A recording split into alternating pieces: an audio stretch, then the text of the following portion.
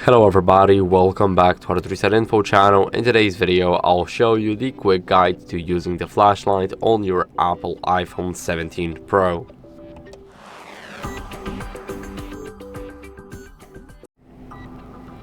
So first, we're gonna access the control center to turn on our flashlight. So what are we gonna do next? I'll turn off the light, and as you guys can see, it looks like this. We can use our dynamic island to change how it goes. So for example, it looks like that.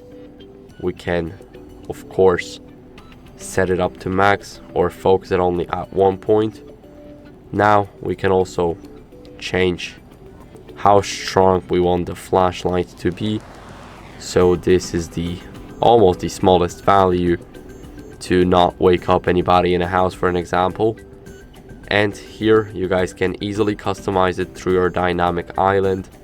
So I feel like this is actually a very great option for the iPhone, and it's very cool to use not even half of the strength of your flashlight and still get very good results.